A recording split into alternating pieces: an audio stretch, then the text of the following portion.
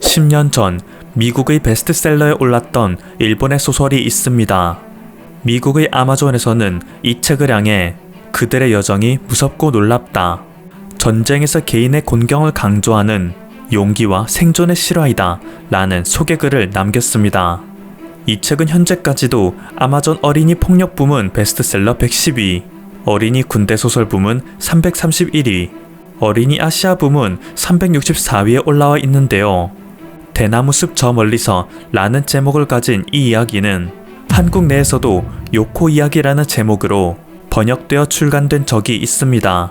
하지만 이때 국내에서는 이 책을 향해 역사 속의 피해자인 한국을 가해자로 그리는 반면 가해자인 일본은 억울한 피해자로 묘사해놨다 라는 강력한 비판을 일으키기도 했죠. 이 책의 주인공인 12세의 일본 소녀 요코는 제2차 세계대전에서 일본이 패전하자 함경북도 청진에서 일본으로 돌아가는 여정에 오르게 됩니다. 기차를 타거나 걷는 등 원산, 서울, 부산을 거치는 길을 떠나게 되는데요. 이 과정에서 요코는 한국인들이 수많은 사람들을 살해하거나 겁탈하는 장면을 목격합니다. 요코 역시 한국인들의 무자비한 추격으로부터 도망가고 있기에 책을 읽는 독자들은 읽는 내내 긴장의 끈을 놓지 못하죠. 그런데 모두가 예상하시겠지만 이 책은 출판 이후 한국 내에서 큰 모순점을 지적받았습니다. 물론 소설이라면 그럴 수 있다 치지만 이 소설의 작가는 글의 내용이 나의 실화를 바탕으로 제작되었다고 언급하였기에 현실에서 절대 있을 수 없었던 몇 가지 사건이 지적받는 것인데요. 우선 요코가 거주했던 것으로 알려진 함경북도 나남 지역은 기후 특성상 대나무가 숲을 이룰 수 없는 지역입니다.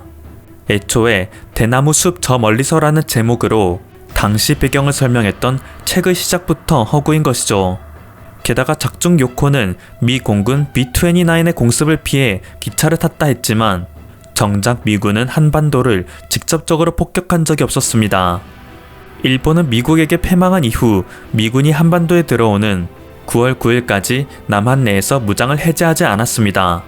이러한 일본군이 한반도 민간인들에게 공격을 당했다니 있을 수도 없는 일입니다. 오히려 해방을 환영하며 만세를 외치던 한반도 사람들이 일본군에 의해 살해당하는 일이 부지기수였습니다. 또한 작가의 아버지는 일본이 패망한 후 연합군에게 전범으로 찍혀 6년간의 복역 생활을 한 것으로 알려져 이 소설은 온전히 우익 미화작품임이 탄로났죠.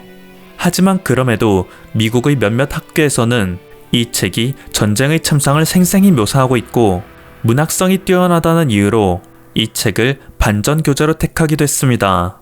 이에 2007년 미국에 거주하는 한인 동포들을 중심으로 이것에 항의하는 움직임이 본격적으로 전개돼 미국의 각 주정부에서는 이 책을 학교 교재에서 퇴출시켰죠.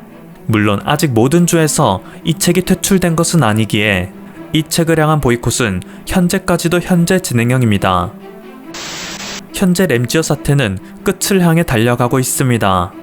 전 세계가 램지어의 논문을 비판하는 가운데 램지어의 일생을 서포트해줬던 일본 우익에서 직접적인 움직임을 보이기 시작했습니다.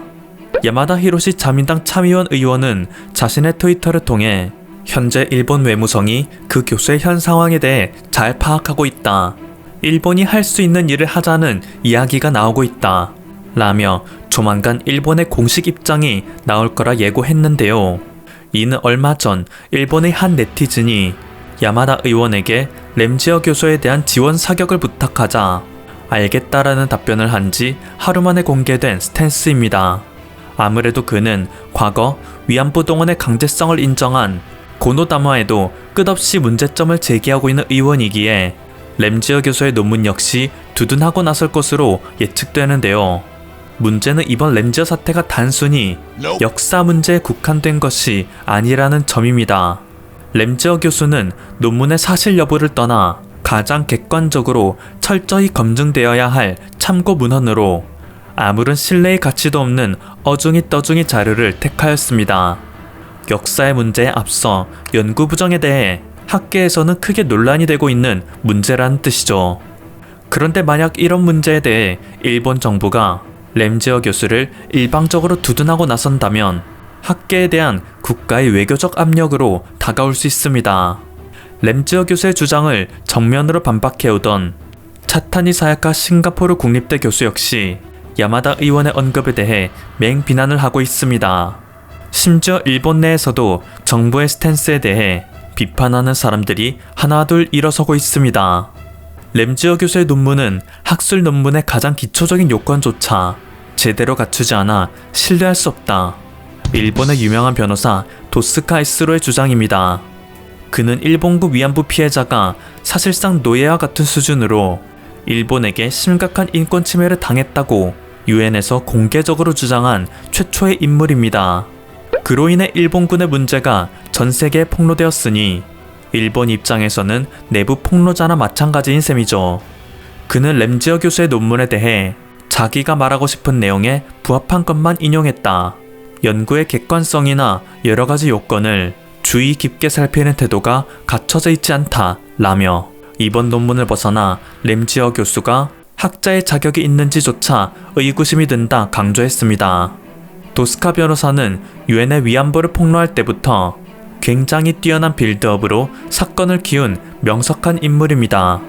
우선 그는 1932년에 일본 해군이 일본인 여성 15명을 나가사키항에서 태워 중국 상하이로 보낸 후 해군 지전 위안소에서 성적 서비스를 제공하도록 착취한 사건을 예로 들었습니다. 이 사건으로 당시 일본인 10명이 기소되었고 1936년 11월 진행된 법원 판결에서는 모두에게 유죄 판결이 내려졌었는데요. 이때 당시 피해자였던 일본인 여성들 역시 자신들이 위안부가 된다는 사실을 전혀 알지 못하고 일본군에게 속아 넘어가 유괴되었다는 사실을 인정받았습니다. 당시 일본 경찰들 역시 이것을 문제 삼았다는 기록이 남아있죠. 그래서 일본 군부는 시선을 한반도로 돌렸습니다. 조금 더 자신들의 권력만으로 좌지우지할 수 있는 조선 총독부와의 협력 아래에서 쉽게 단속되지 않는 방식으로 조선인 피해자들을 끌어들인 것이었죠. 일본 군부는 자국민들을 대상으로도 똑같은 범죄를 저질렀다. 이러한 그들이 식민지 주민들을 대상으로는 정당한 임금을 지급한 공정고용을 했다니 이것은 상식적으로도 도저히 이해할 수 없는 주장이다. 그들이 아직까지도 그릇된 식민관을 갖고 있다는 반증이다. 사실 램지어 교수가 두렵고 괴롭다라는 발언을 통해 자신의 실수를 인정한 순간 이미 게임은 끝났습니다.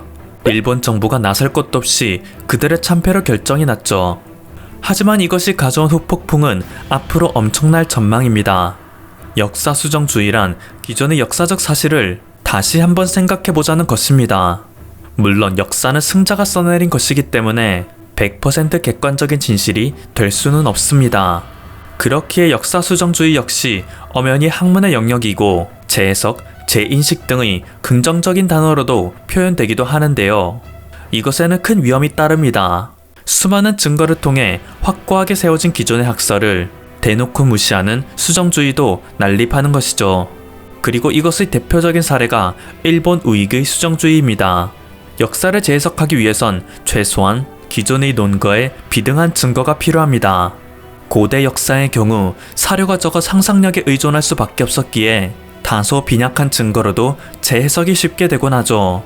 하지만 근현대사는 사실상 재해석이 불가능에 가깝습니다. 아직까지도 생존해 있는 이들의 증언이 존재하고 폐기되지 않고 남아있는 여러 서류들이 있기 때문입니다. 램지어 교수의 논문도 그러했습니다. 제 아무리 교수가 허황된 주장을 하려 했다지만 그가 논거로 들었던 온갖 계약서는 모두 가짜로 판명났습니다. 반대로 기존의 학설을 입증하는 생존자들의 증언과 각종 기록 서류들은 더욱 공고히 그 뿌리를 내리고 앉아있죠. 심지어 1990년대 일본의 내각 관방부에서조차 위안부의 문제를 자체적으로 조사한 보고서를 내기도 했습니다. 이를 바탕으로 고노담화가 진행됐던 것입니다. 일본군이 위안소의 설치와 모집에 직접적으로 관여했다는 모든 증거를 인정한다는 내용입니다.